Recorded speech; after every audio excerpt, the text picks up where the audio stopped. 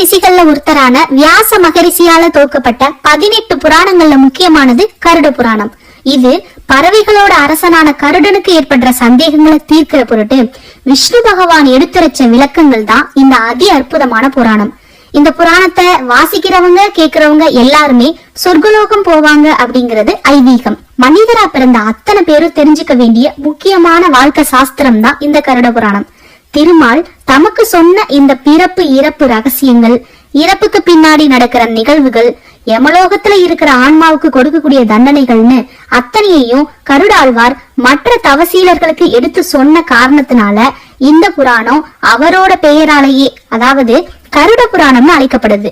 இவ்வளவு சிறப்புகள் வாய்ந்த கருட பகவானோட பிறப்பு, அவர் எப்படி விஷ்ணு பகவானோட வாகனமா மாறினாருன்னு கருட புராணத்திலேயே ஒரு பகுதியா கொடுத்திருக்கிறாங்க. அத இந்த கதையின் மூலமா தெரிஞ்சுக்கலாம். பிரம்மதேவரோட வம்சவழியான காசியப்ப முனிவர் தட்ச பிரஜாபதிக்கு பிறந்த மகள்களான கத்ரு, வினதைங்கிற 2 பெண்மணிகளை திருமணம் செஞ்சுக்கிட்டாரு. அவங்க 2 பேரும் தன்னோட கணவரோட மனம் நோகாத மாதிரி அவருக்கு தேவையான சேவைகள், பணிவிடைகள்னு செஞ்சு வர்றாங்க. அவங்களோட சேவை பணிகளால மனமகிழ்ந்த காசியப்ப முனிவர், உங்களுக்கு வேண்டிய வரத்தினை கேட்பீர்களாக அப்படின்னு சொல்றாரு. காசியப்ப முனிவர் இப்படி சொன்னதும் அதை கேட்ட கத்ரு, எனக்கு ஆற்றலும் வேகமும் நிறைந்த 1000 பிள்ளைகள் வேண்டும் அப்படின்னு கேக்குறாங்க. வினதையோ, எனக்கு 1000 பிள்ளைகளை காட்டிலும் அதிக பலம் கொண்ட 2 பிள்ளைகள் மட்டுமே வேண்டும் அப்படின்னு வேண்டுறாங்க. காசியப்ப முனிவரும் அவங்களோட வேண்டுதல் நிறைவேற விதமா வரங்களை வழங்கி, இதன் மூலம் 500 ஆண்டுகளுக்கு பிறகு நீங்கள் கேட்ட குழந்தைகள் பிறக்கும் அப்படின்னு வரமளிக்கிறாரு. இதன்படி கத்ரு உரிய காலத்துல கருவுற்று 1000 முட்டைகளையும், வினதை 2 முட்டைகளையும் விடுறாங்க. மனிதர்கள் முட்டையிட முடியுமா அப்படின்னு நமக்கு சந்தேகம் வரலாம். காசியப்ப முனிவர்களோட மனைவிகளான கத்ரு பாம்புகள் இனத்தை சேர்ந்தவங்க, வினதை பறவை இனத்தை சேர்ந்தவங்க. அதனால அவங்க 2 பேரும் முட்டையிட்ட பிள்ளைகளை ஈன்று எடுத்தாங்க. கத்ரு இட்ட முட்டைகள்ல இருந்து 1000 நாகங்கள் பிறக்க அவங்க தன்னோட குழந்தைகளோட கொஞ்சி விளையாடிக்கிட்டு இருந்தாங்க. இத பார்த்த வினதைக்கு, எங்க தனக்கும் தன்னோட சகோதரிக்கு பிறந்த மாதிரியே பாம்புகள் பிறந்துடுமோ அப்படின்னு பயம் வர ஆரம்பிச்சது. அதே பயத்தோடயே தன்னோட முட்டைகள்ல ஒரு முட்டையை உடைச்சு உள்ள இருக்கிறது பாம்பா அப்படின்னு பாக்குறாங்க. ஆனா முட்டை முழுமை அடையாததால அதுல பாதி உடம்போட மைந்தன் ஒருத்தன் வெளிப்படுறான். வெளிப்பட்ட மைந்தனுக்கு மேல் பாதி உடம்பு மட்டுமே இருந்தது, கீழ் பாதி இல்ல. அதாவது அவனுக்கு கால்களும் சிறகுகளும் இல்லாம இருந்தது. அவன் தான் அருணன். இவர் தான் சூரிய பகவானோட தேரோட்டி. தன்னை இப்படி அவசரத்துல பாதி உருவத்தோட படைச்சதால சினம் கொண்ட அருணன் தன்னோட தாய சித்தியான கத்ருவுக்கு அடிமையாக வேண்டும் அப்படின்னு சாபம் கொடுத்துட்டாரு. பின்னாடி வினதை மற்றொரு முட்டையையும் உடைச்சிடாம பொறுமையோட காத்துட்டு இருக்கிறாங்க. ஒரு சமயத்துல வினதையும் கத்ருவும் கடலோர பகுதியில போய்கிட்டு இருந்தப்போ இந்திரனோட குதிரையான உச்சை சிறுவன்கிற அழகான குதிரைய பாக்குறாங்க. அவங்க 2 பேரும் அந்த குதிரையோட அழகுல மெய் மறந்து நின்றுட்டு இருந்த சமயத்துல அருணன் கொடுத்த சாபம் செயல்பட ஆரம்பிச்சது. அதாவது சகோதரிகள் இருவருக்கும் அந்த குதிரையோட வால் என்ன நிறத்துல இருக்கும் அப்படின்னு ஒரு கேள்வி எழுந்தது. வினதை அந்த குதிரையோட வால் வெள்ளை நிறம்னு சொல்றாங்க. அது சரியான பதில்னு தெரிஞ்சும் கத்ரு இல்ல அது கருப்பு நிறம்னு சொல்றாங்க. யார் சொல்றது தவறோ அவங்க சரியா சொன்னவங்களுக்கு அடிமையா இருக்கணும் அப்படின்னு முடிவாகுது. அதன்படி கத்ரு தன்னோட பாம்பு குமாரர்கள்ல கருமை நிறம் நிறைஞ்சவங்கள ரகசியமா அழைச்சு இந்திரனோட குதிரையோட வால் பகுதியில போய் சுத்தி தங்கிக்கோங்கன்னு கட்டளையிடுறாங்க. பாம்பு குமாரர்களும் தங்களோட தாய் சொன்ன மாதிரியே குதிரையோட வாழை சுத்தி பின்னிக்கிட்டாங்க. அந்த சமயத்துல வினதைய அழைச்சிட்டு வந்த கத்ரு, இப்பொழுது பார், குதிரையின் வால் கருமை நிறத்தில் அல்லவா இருக்கிறது அப்படின்னு கேட்க வினதையும், ஆம், பந்தயத்தில் நீங்கள் தான் வெற்றி அடைந்தீர்கள். இன்று முதல் நான் உங்களது அடிமையாக இருக்கிறேன் அப்படின்னு ஏத்துக்கிறாங்க. இப்படி அருணன் கொடுத்த சாபம் பலிக்க ஆரம்பிச்சது. இந்த காலத்துல வினதையிட்ட இன்னொரு முட்டையிலிருந்து கருடன் பிறக்கிறாரு. தன்னோட சகோதரினும் பார்க்காம வினதைக்கு பல துயரங்கள் தந்த கத்ருவையும் அங்க நடந்த அத்தனை நிகழ்வுகளையும் பார்த்த கருடன் தன் தாய் கிட்ட, நீங்கள் ஏன் அவர்களிடம் அடிமையாக இருக்கின்றீர்கள்? அவர்கள் உங்களை சூழ்ச்சி செய்த அளவா அடிமையாக்கி இருக்கிறார்கள் அப்படின்னு கேட்டாரு. அதுக்கு வினதை, நாம் ஒருவருக்கு ஒரு முறை வாக்கு கொடுத்தோமே ஆனால் அதை எவ்விதத்திலாவது நிறைவேற்ற வேண்டும். நாம் கொடுத்த வாக்கினை மீறி செயல்படக்கூடாதுன்னு சொல்றாங்க.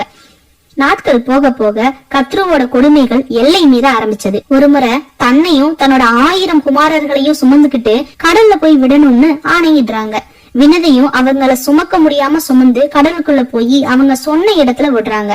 இதையெல்லாம் பார்த்த கருடன் தன்னோட தாய எப்படியாவது அடிமைத்தனத்துல இருந்து விடுவிக்கணும் அப்படின்னு நினைச்சு கத்ரு கிட்ட போய் என் தாயை விடுதலை செய்யுங்கள், அதற்காக நீங்கள் என்ன கேட்டாலும் அதை நான் செய்வேன் அப்படின்னு சொல்றாங்க. அதுக்கு கொஞ்ச நேரம் யோசிச்ச கத்ரு, கருடா, நீ தேவர்கள் அருந்தி நீண்ட நாட்கள் உயிர் வாழ உதவுகிற அமிர்தத்தை எனக்காக கொண்டு வா. அப்படி நீ கொண்டு வந்தால் உன்னுடைய தாய் எனக்கு அடிமையாக இருக்க வேண்டியதில்லை அப்படின்னு சொல்றாங்க.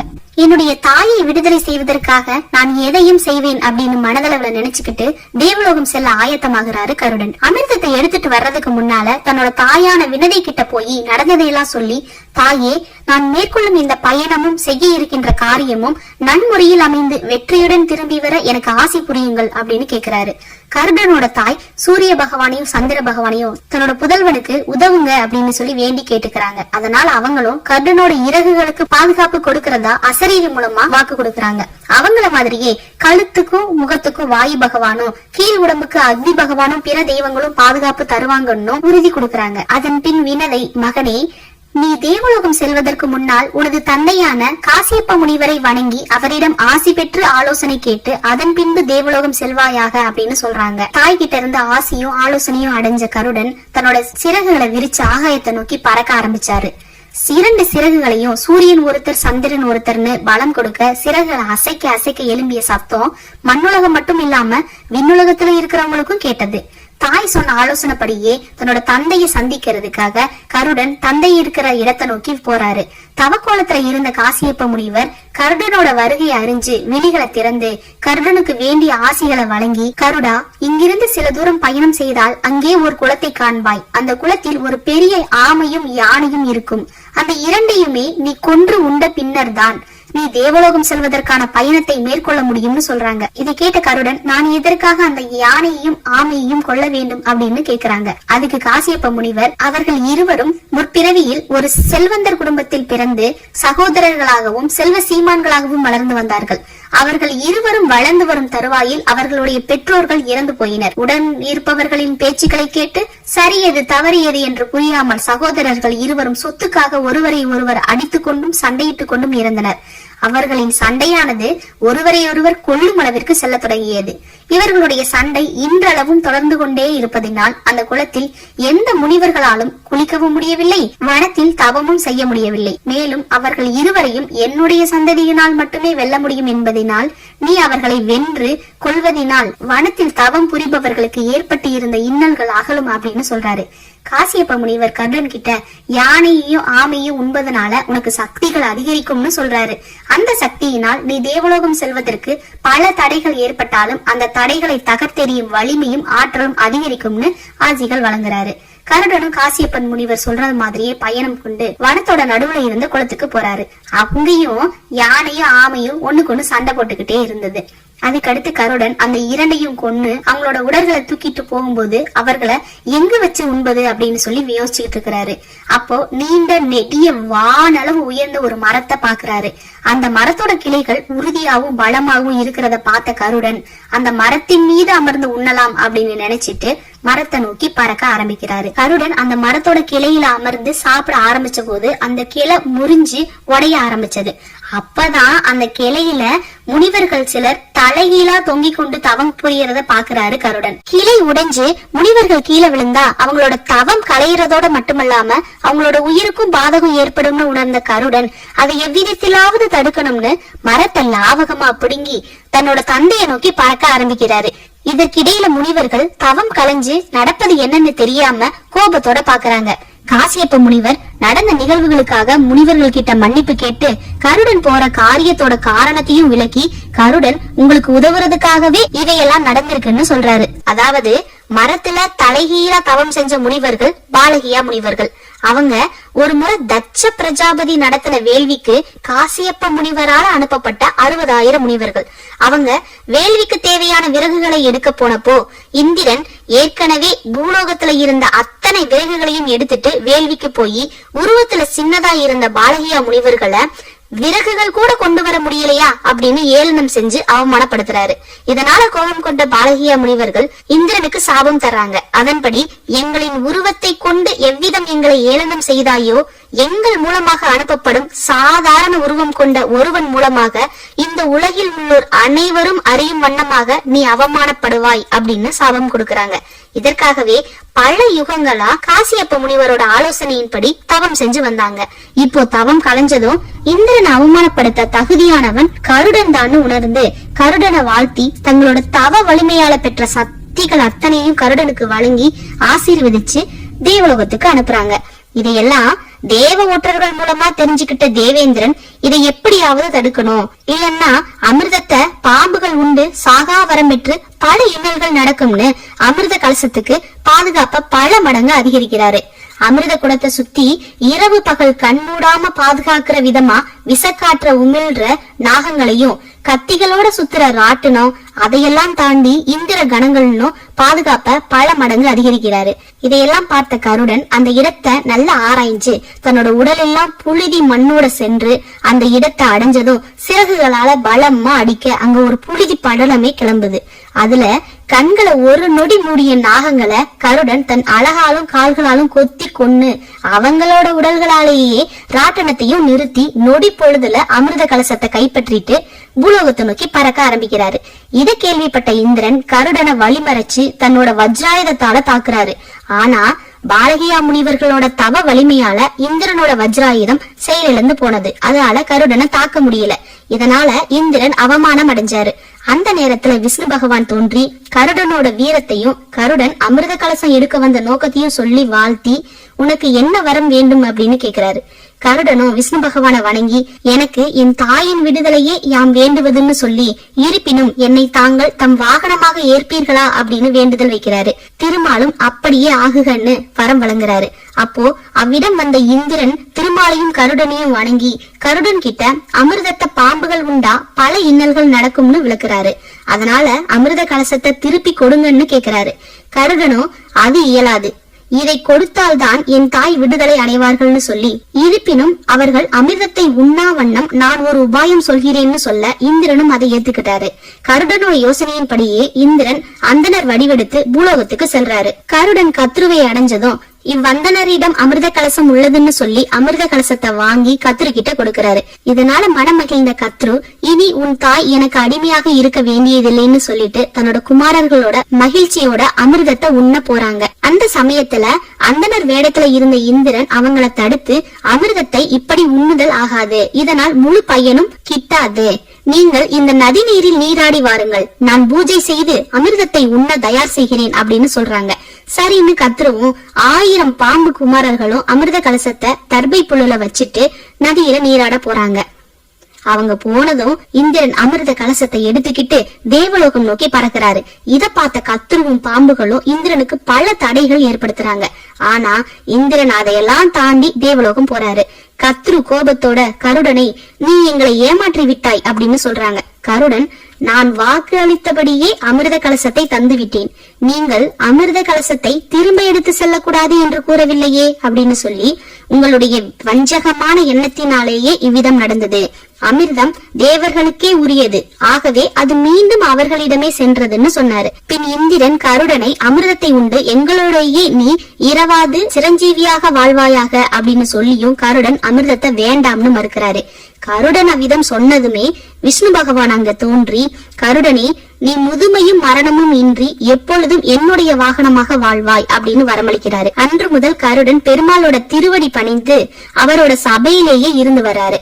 ஒரு பக்தர் உண்மையோட கடவுளை வணங்கும் போது எந்த அளவு உயர்வும் முன்னேற்றமும் கிடைக்கும்ங்கிறத நாம கருடன் மூலமா தெரிஞ்சுக்கலாம். நாம் செய்யும் கர்மாவே நமது வாழ்வையும் நம்முடன் இருக்கக்கூடியவர்களையும் உருவாக்குகிறது. இதுவே கருடனின் தோற்றம்னு கருட புராணம் சொல்லுது. இந்த கதையை கேட்டாலேயே செய்த பாவங்கள் நீங்கி புண்ணியம் கிடைக்கும்னு விஷ்ணு பகவான் கருடாழ்வாருக்கு கருட புராணத்துல சொல்லி இருக்கிறாரு. அது என்னன்னு தெரிஞ்சுக்கலாமா? மனிதரா பிறந்த எல்லோருக்குமே பிறப்பு மாதிரியே இறப்பும் நிச்சயம். அதுவரை சுய நினைவோடு ஓடி ஆடி நடமாடிக்கிட்டு இருந்த உடல் மரணம்னு ஒண்ணு நடந்ததோ எந்த சலனமும் இல்லாம நொடி பொழுதுல உணர்விழந்து உயிரிழக்கும்.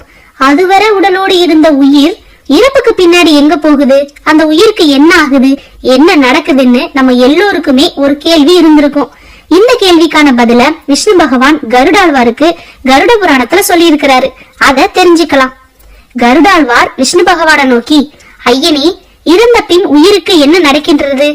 அவ்வுயிர் எங்கே செல்கிறது? அது செல்லும் வழி எப்படி இருக்கும்னு தன்னோட சந்தேகத்தை கேட்க, எல்லாம் உணர்ந்த ஸ்ரீமன் நாராயணன், கருடா, உலகத்தின் நன்மைக்காக நான் உனக்கு ரகசியத்தை சொல்கிறேன், கவனமாக கேள்னு பதில் சொல்ல ஆரம்பிக்கிறாரு. அதன்படி பூமியில இருந்து 86,000 காத தூரங்களுக்கு தள்ளி இருக்கிறது யமலோகம். யமதர்மராஜன்ங்கிற கூற்றுவன் தான் அந்த யமலோகத்தோட தலைவன். மனிதர்களோட ஆயுட்காலம் முடிந்ததும் உயிரை பறிக்க யமதர்மன் தன்னோட தூதுவர்களை அனுப்பி வைப்பாரு. அந்த தூதுவர்கள் பார்க்கவே படு பயங்கரமா அஞ்சி நடுங்கக்கூடிய தோற்றத்துல கருநிற உடையணிஞ்சு பாசக்கயிறு, முசலம் மாதிரியான ஆயுதங்களை வச்சிருப்பாங்க. யமதர்மராஜாவோட உத்தரவுப்படி ஒருவரோட உயிரை கொண்டு செல்றதற்காக 3 யம கிங்கரர்கள், அதாவது 3 யம தூதுவர்கள் வருவாங்க. அவங்க அன்னன்னைக்கு யார் யாருடைய ஆயுள் முடியுதோ அவங்கள தங்களோட பாச கயிற்றால கட்டி உயிரை கொண்டு போவாங்க. அப்படி யம கிங்கரர்களால கொண்டு செல்லப்பட்ட உயிர் வான் சரீரம், அதாவது ஆவி வடிவத்துல இருக்கும். அந்த உயிரை யமதர்மராஜன் முன்னாடி கொண்டு போய் நிறுத்தி, தர்மராஜனி, தங்கள் உத்தரவுப்படியே உயிரை கொண்டு வந்து விட்டோம்னு சொல்வாங்க. யமதர்மராஜன் அந்த ஆவி வடிவ உயிரை பார்த்துட்டு, மீண்டும் அந்த உயிரை பூமிக்கு அவர்கள் வாழ்ந்த வீட்டுக்கே அனுப்புங்கள், 12 நாட்கள் கழித்து முறைப்படி மீண்டும் என் முன்னே கொண்டு வரும்படி உத்தரவிடுவாரு. யம கிங்கரர்களோ அப்படியே செயல்படுவாங்க. ஆவி வடிவ உயிர் மறுபடியும் தன் வீட்டுக்கே வந்து தனக்கு நடக்கிற ஈமச் சடங்குகளையும் தன் உறவினர்கள் அழுவதையும் எதுவும் செய்ய முடியாம நின்னு பாக்கும். அப்புறம் சுடுகாட்டுல தன்னோட ஸ்தூல உடல், அதாவது உயிர் இல்லாத உடல் எரிக்கப்படுறத 10 அடி முழ உயரத்துல இருந்து பாக்கும். வாழும்போது நல்லது செஞ்ச உயிரா இருந்தா உடல் எரிக்கப்படுறத பார்த்து மகிழ்ச்சியும், அறநெறி தவறிய உயிரா இருந்தா தன் உடல் எரியும் போது வருந்தியும் புலம்பும். ஆவி வடிவ உயிர் கன பொழுதுல இப்படி 86,000 காத தூரங்களை கடந்து யமலோகம் போயிட்டு திரும்பி வந்ததுனால பசி தாகத்தோட தன் உடல் எரிந்த பிறகு தான் வாழ்ந்த வீட்டின் முன்னாடி போய் கதறி அழும். அப்போ அந்த வீட்டு மனிதர்கள் அவருக்கு முதல் 12 நாட்கள் படைக்கிற பிண்டம் தான் அந்த ஜீவனுக்கு உணவா அமையும். அப்படி அவங்க படைக்கிற முதல் நாள் பிண்டத்துல அந்த ஆவி வடிவ உயிருக்கு சிரசும், அதாவது தலையும், 2வது நாள் பிண்டத்தால கழுத்தும் தோளும் உண்டாகும். இப்படியே 3ஆம் நாள் மார்பும், 4ஆம் நாள் வயிறும், 5ஆம் நாள் தொப்புள் பகுதியும், 6ஆம் நாள் புட்டப்பகுதியும், 7ஆம் நாள் பிறப்புறுப்பும், 8ஆம் நாள் பிண்டத்தால தொடைகளும், 9ஆம் நாள் பிண்டத்தால கால்களும், 10ஆம் நாள் சரீரம் முழுவதுமே தோன்றும். பிண்ட சரீரம் அடைஞ்ச உயிர் 11, 12வது நாட்கள்ல தன் குடும்பத்தோட தங்கி இருக்கும். 13ஆம் நாள் யமதூதர்கள் மறுபடியும் யமதர்மராஜாவோட உத்தரவுப்படி பிண்ட சரீரம் அடைஞ்ச உயிரை பாச கயிற்றால கட்டி யமலோகத்துக்கு கொண்டு போவாங்க. ஆனா இந்த முறை பையனும் போன தடவை மாதிரி கனப்பொழுதுல நடக்காது. மாறா உயிர் ஒரு நாளைக்கு 247 காத தூரம் கால்நடையாவே பயணம் செய்யும். அந்த பயணத்தை இரவு பகல்னு தொடர்ந்து ஓய்வில்லாம உயிர் மேற்கொள்ளும். அப்போ உயிருக்கு பசியும் தாகமும் தொடர்ந்து துன்புறுத்திக்கிட்டே இருக்கும். உயிர் செஞ்ச பாவ புண்ணியங்கள் மட்டுமே அவ் ஜீவனை தொடர்ந்து வரும். அந்த சமயத்துல உயிர் தாம் செஞ்ச பாவங்களை நினைச்சு வருந்தும். அந்த பயணத்தோட முடிவுல உயிர் வைவஸ்வத பட்டணம்ங்கிற நகரத்துக்கு போகும். அங்க வாழுற மிருகங்கள் பார்க்கவே கொடூரமா அச்சுறுத்தக்கூடிய வகையில இருக்கும். அங்க குடிக்க தகுந்த தண்ணியே கிடைக்காது. ரொம்ப வெப்பத்தோட இருக்கிற கொதிநீரே அந்த நகரம் முழுவதும் சூழ்ந்திருக்கும். மழை கார்மேகங்கள் நிறையவே இருந்தாலுமே அதுல இருந்து வர்ற நீர் ரத்த நிறத்திலேயே இருக்கும். பிண்ட சரீரம் அடைஞ்ச உயிரானது இந்த நகரத்துல தாகம் அதிகமா இருக்கிறதே, குடிப்பதற்கு தண்ணீர் இல்லையா, இது எந்த ஊர்னு புலம்பிக்கிட்டே வரும். ஸ்தூல உடலோட வாழ்ந்த காலத்திலேயே தெய்வ சிந்தனைகள் ஏதும் இல்லாமலையும் நல்ல எண்ணங்கள் இல்லாமலையும் பெரியவங்களை மதிக்காம போயிட்டோமே, கோயில் குளம்னு போகாம தேவையில்லாததை செஞ்சு காலத்தை கழிச்சேனே, பெண்களை தவறான கண்ணோட்டத்துல பார்த்தேனே, பணம்னு அலைஞ்சு யாருக்கும் உதவி செய்யாம மற்றவர்களையும் உதவி செய்ய விடாம தடுத்தேனே, யாருக்கும் எப்பையும் அன்னம் விடாம நல்ல காரியங்களை செய்யாம நல்ல முறையில வாழணும்னு சொன்ன வேதங்களை பின்பற்றாம கடவுளை வழிபடாம புராணங்கள் எல்லாம் வெறும் கட்டுக்கதைகள்னு ஏளனம் செஞ்சேனே, புராணங்கள்ல சொன்ன விரதங்களையும் பின்பற்றாம அமாவாசை தர்ப்பணத்தையும் ஏளனம் செஞ்சு மறந்தேனே, மற்றவங்க செஞ்ச நன்மைகளை பார்க்காம அவங்க செஞ்ச பிழைகளை மட்டுமே பெரிதிப்படுத்தி பெருமைப்பட்டுக்கிட்டு இருந்தேனே, அதனாலதான் தான் இப்போ இவ்வளவு துன்பம் அனுபவிக்கிறோமேன்னு நினைச்சு ஓன்னு கத்தி ஓலமிடுமா. அப்போ யம தூதுவர்கள் இது எல்லாத்துக்கும் சேர்த்து தண்டனை தர்ற மாதிரி, கண் பார்வை கெட்ட பிறகு சூரிய நமஸ்காரம் செய்து என்ன பலன், பூமியில் இருக்கும் போதே நீ நற்காரியங்களை செய்திருக்க வேண்டும். நீ செய்த பாவ புண்ணியங்களை தவிர வேறு எதுவும் இங்கு பலன் தராதுன்னு சொல்லி பேசாமல் வரமாட்டாயா அப்படின்னு தங்கிட்ட இருக்கிற ஆயுதங்களால அடிச்சு இழுத்துட்டு போவாங்களாம். இப்படி பிண்ட சரீரம் பெற்ற பாவ ஜீவனை யம தூதுவர்கள் தொடர்ந்து கடுமையான பாதையில 17 நாட்கள் இழுத்துட்டு போய் 18ஆம் நாள் யாமியம்ங்கிற நகர அடைவாங்க. அங்க புஷ்பபத்ரம்ங்கிற நதியும் அதோட கரையில அத்திமரமும் இருக்கும். அந்த இடத்துல ஜீவனை கொஞ்ச நேரம் இளைப்பாரும்படி யம தூதுவர்கள் உத்தரவிடுவாங்க. அப்போ ரொம்ப துயரத்துல இருக்கிற ஜீவன் மறுபடியும் புலம்ப ஆரம்பிக்கும். யம தூதர்கள் இளைப்பாரியது போதும், எழுந்து நட அப்படின்னு இழுத்துட்டு போவாங்க. அடுத்து அந்த ஜீவனை இருட்டான கொடுமையான காட்டு வழியா கூட்டிட்டு போவாங்க. அங்க அடர்ந்து வளர்ந்திருக்கிற முள்ளாலையும் புதிராலையும் ஜீவன் இழுபட்டு தன்னோட பயணத்தை தொடரும். பூமியில இருக்கும்போது விருஷோசர்க்கம்ங்கிற தானம் செய்யாத ஜீவன்கள் இங்க பிரேத ஆவிகளா அலையும். பிரேத கூட்டங்கள் குடியிருக்கிற அந்த பகுதியை கடந்து அடுத்து சௌரியபுரம்ங்கிற இடத்தை பாவ ஜீவன் அடையும். அங்க சங்கமன்கிற அரசன் ஆட்சி நடத்துவான். நினைச்ச நேரத்துல நினைச்ச உருவம் அடைகிற சக்தி வாய்ந்த அந்த அரசன் புண்ணிய ஜீவன்களுக்கு சாந்தமாகவும் பாவ ஜீவன்களுக்கு கொடூரமாகவும் காட்சியளிப்பான்.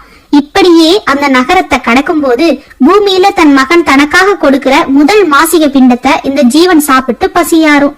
அடுத்ததா அழகும் வனப்பும் நிறைஞ்ச நாகேந்திரம்ங்கிற பட்டினத்தை கடந்து பயணிக்கும். அப்போ 2வது மாசிக பிண்டத்தை சாப்பிட்டு பசியாரி தன்னோட பயணத்தை தொடரும். இப்படியே கொஞ்சம் கூட ஓய்வில்லாம தொடர்ந்து பயணிச்சு கந்தர்வம்ங்கிற நகரத்தை அடைஞ்சு தனக்கு தன் மகன் வழங்குற 3வது மாசிக பிண்டத்தை சாப்பிட்டு கொஞ்சமா பசியாரும். அங்கிருந்தும் இரவு பகல்னு பாக்காம ஓய்வெடுக்க விடாம யம தூதர்கள் இழுத்துட்டு போய் சைலகாமம்ங்கிற இடத்தின் வழியா பயணிப்பாங்க. அப்போ யம தூதர்கள் பாவ ஜீவன் மேல கற்களை மழையா பொழிவாங்க. ஜீவன் கதறியலும். அங்க தன் மகன் வழங்குற 4வது மாசிக பிண்டத்தை ஜீவன் சாப்பிடும். இப்படியே 5வது மாதத்துல குரூரபுரம்ங்கிற நகரத்தை அடைஞ்சு 5வது மாசிக பிண்டத்தையும் 6வது மாதத்துல கிரௌனகம்ங்கிற நகரத்தை அடைஞ்சு 6வது மாசிக பிண்டத்தையும் சாப்பிட்டு அடுத்து யமதர்மராஜனோட தம்பி விசித்திரனாலுற சித்திர நகரத்தை அடையும். பின் அதையும் தாண்டி வைதரணிங்கிற நதியை அடையும் இந்த பாவ ஜீவன். இந்த நதி 100 யோசனை நீளம் இருக்கும். இந்த நதியில மற்ற நதிகளை போல நீர் இருக்காது. இந்த நதி முழுவதுமே மலம், சிறுநீர், ரத்தம், சளியுமே நிறைஞ்சு நதியா ஓடும். இதுல கொடிய மிருகங்களும் இருக்கும். பாவ ஜீவன் வைதரணி நதியை அடைஞ்சதுமே கோர உருவம் கொண்ட 10,000 படகோட்டிகள் அந்த நதியில வந்து ஜீவன் முன்னாடி வந்து, ஏய் ஜீவனே, நீ பூமியில் இருக்கும் போது உன் நலனுக்காக வைதரணி கோதானம் அதாவது பசுதானம் செய்தாயான்னு கேட்கும். அப்படி நீ செய்திருந்தால் அதற்கு அடையாளமாக இங்கே ஒரு பசு வந்து நிற்கும். நாங்களும் உனக்கு இந்த நதியை கடக்க உதவுவோம். இல்லை என்றால் உன்னை இந்த நதியிலேயே அழுத்தி துன்புறுத்துவோம்னு மிரட்டும். கோதானம் செஞ்ச ஆன்மா மட்டுமே இந்த வைதரணி நதியை நொடியில கடந்து மீண்டும் பயணிக்கும். மற்ற பாவ ஜீவன்கள் அத்தனையுமே பல காலங்களுக்கு இந்த நதியில அமிழ்ந்து துன்புறும். அதனால பூமியில வாழும் போதே ஒவ்வொருவருமே தனக்காக வைதரணி கோதானம் செய்யணும். வாழும் காலத்திலேயே செய்த கோதானம் 1000 கோதானங்களுக்கு சமம். அப்படி வாழும் காலத்துல செய்ய முடியாம போனாலும் அவங்க இறந்த பிறகு அவங்களுக்காக அவங்க குலத்துல பிறந்த மகனாவது செய்யணும். அப்படி செஞ்சா மட்டுமே இந்த பாவ ஜீவன் இந்த வைதரணி நதியை கடக்க முடியும். அடுத்து 7வது மாசிக பிண்டத்தை இந்த ஆன்மா சாப்பிட வரும்போது பூமியில அன்னதானம் செஞ்சிருந்தா மட்டுமே இந்த ஜீவனுக்கு அந்த மாசிக பிண்டம் கிடைக்கும். இல்லன்னா அங்க இருக்கிற பிசாசுகள், ஏய் மூடனே, பூமியில் இருந்த போது பசியென்று வந்த எவருக்கும் நீ அன்னதானம் செய்யவில்லை, இங்கு மட்டும் உனக்கு மாதம் தவறாமல் உன் குடும்பத்தார் வழங்கும் மாசிக பிண்டம் வேண்டுமா, இது உனக்கு தகுந்ததல்ல அப்படின்னு சொல்லி அந்த பிண்டத்தை பறிச்சு சாப்பிட்டுரும். பூலோகத்துல அன்னதானம்னு தன்னால முடிஞ்சத பண்ணாத ஜீவன்கள் இந்த இடத்துல சாப்பிட சாப்பாடு இல்லாம பசியாலையும் தாகத்தாலையும் தவிக்கும். அதனால ஒருவர் இறந்த 7வது மாதத்துல பூமியில அவரை குறிச்சு அன்னதானம் செய்யணும். அப்படி செஞ்சா இறந்த அந்த பிண்ட ஜீவனுக்கு 7வது மாசிக பிண்டம் கிடைக்கும். அதே மாதிரி அந்த ஜீவன் உயிரோடு இருந்த காலத்துல உதக கும்பதானம் செஞ்சிருந்தா இந்த இடத்துல கும்ப அளவு தண்ணீராவது கிடைக்கும். அதை குடிச்சு இந்த ஜீவன் கொஞ்சம் தன்னோட தாகத்தை தணிச்சுக்கும். அடுத்து அந்த ஜீவன் பக்குவ பதம்ங்கிற நகர கடந்து நாதாக்கிரந்தம்ங்கிற பட்டினத்தை அடையும். இங்கே 8வது மாசிக பிண்டத்தை சாப்பிடும். அடுத்து ததாப்தபுரம்ங்கிற நகர 9வது மாதத்திலையும் ரௌத்ரபுரம்ங்கிற நகர கடந்து 10வது மாதத்துல பயோவர்சனம் அப்படிங்கிற இடத்தையும் அடையும். அங்க மேகங்கள் கடுமையா மழைய பொழிஞ்சபடியே இருக்கும். பாவஜீவன் மழையில நனைஞ்சு கடும் குளிரால துன்பப்படும். பூமியில இருக்கும்போது படுக்கை தானம், கம்பளி தானம், ஆடை தானம் செஞ்சிருந்தா இந்த இடத்தை கடக்கும் போது குளிரால ஜீவன் கஷ்டப்படாது. அடுத்து தன்னோட பயணத்தை தொடர்ந்து 11 மாதம் முடிஞ்சு 15 நாட்கள்ல சீதபுரம்ங்கிற இடத்தை அடையும். அங்க இருந்து 44 யோசனை தூரத்துல வைவஸ்வத பட்டணம்ங்கிற யமபுரி, அதுதான் யமதர்மராஜன் ஆட்சி செய்யற இடத்தை அடையும். அந்த யமபுரி 144 காத தூரம் அகலமா இருக்கும். இங்க கந்தர்வர்களும் அப்சரஸ்களும் வாழ்வாங்க. 84,000 பிராணிகளும் அங்க வாழும். ஜீவன்கள் செய்யற பாவ புண்ணியங்களை அறிஞ்சு அதை யமதர்மராஜனுக்கு தெரிவிக்கிற 12 சிரவணர்கள் அங்க இருப்பாங்க. ஜீவன்கள் வாழும் காலத்திலேயே இந்த 12 சிரவணர்களை வணங்கி வந்தா ஜீவன் யமபுரி போகும்போது அந்த சிரவணர்கள் ஜீவன் செய்த புண்ணியங்களை மட்டுமே யமதர்மராஜனுக்கு சொல்வாங்க.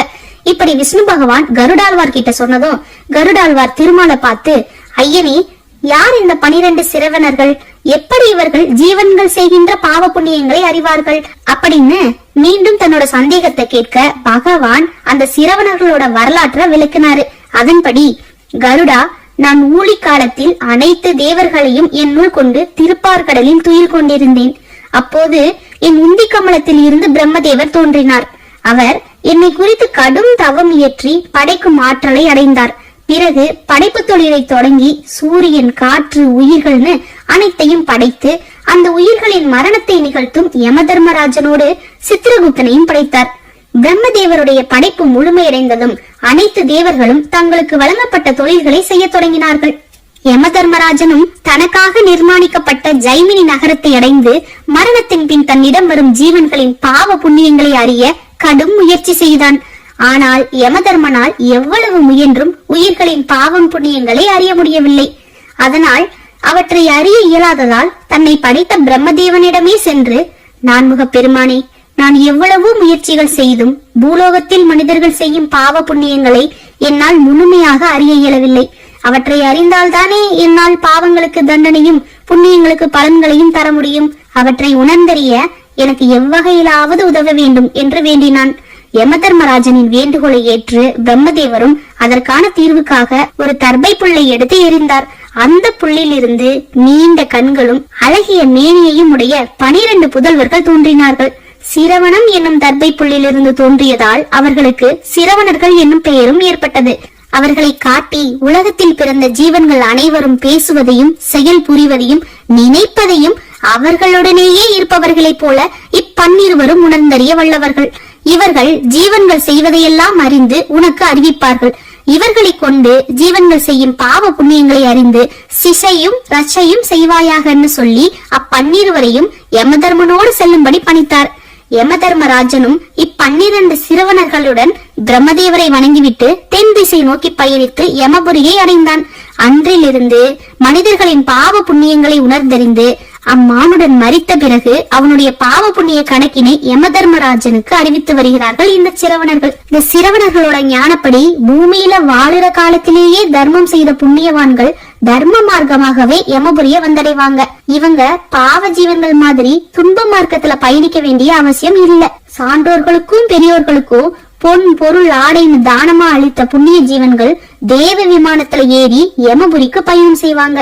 மகான்களுக்கும் பெரியோர்களுக்கும் விரும்பியவாறே தானம் செஞ்ச புண்ணியவான்கள் குதிரை மீதும் மோட்சத்தின் மீது விருப்பம் கொண்டு வேத சாஸ்திர ஞானங்கள்ல ஈடுபாடு கொண்டு கற்றுணர்ந்த துறவிகளும் மகாத்மாக்களும் அன்னரதத்துல பயணம் செய்வாங்க.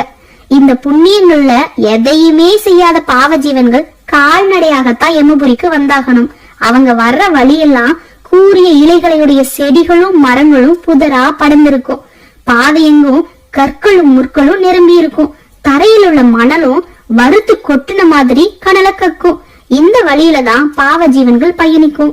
பூமியில வாழற காலத்திலேயே சிரவணர்களை பூஜித்தவர்களா இருந்தா அச்சிரவணர்கள் அந்த ஜீவனோட பாவங்களை பொருட்படுத்தாம புண்ணியங்களை மட்டுமே யமதர்மராஜன் கிட்ட சொல்வாங்க. 12 சிரவணர்களை வணங்குபவர்களுக்கு பாவம் செய்ய அவங்க மனமே இடம் தராது. 12 கலசங்கள்ல தண்ணீர் நிறைச்சு அன்னமிட்டு அக்கலசங்களை அந்தந்த சிரவணரை குறிச்சு அந்தனருக்கு தானம் செய்யணும். அப்படி செஞ்ச ஜீவன்களுக்கு சிரவணர்கள் இந்த யமலோகத்துல சகலவித நன்மைகளையும் செய்வாங்கன்னு சொன்ன விஷ்ணு பகவான், கருடா, 12 சிரவணர்களின் தோற்றம் முதலியவற்றை சொல்லும் இந்த புண்ணிய சரிதத்தை பக்தியோடு கேட்பவர்கள் பாவம் நீங்கி புனிதராவார்கள்னு சொன்னாரு. இப்படி இறப்புக்கு பின் நடக்கிற நிகழ்வுகளையும் உயிர் யமபுரி அடையிற வரை நடக்கிற பயணத்தையும் பாவம் நீங்கி புண்ணியம் அடைகிற வழியையும் விஷ்ணு பகவான் கூறியத கருட புராணத்தின் வாயிலா நாம தெரிஞ்சுக்கிட்டோம். நன்றி.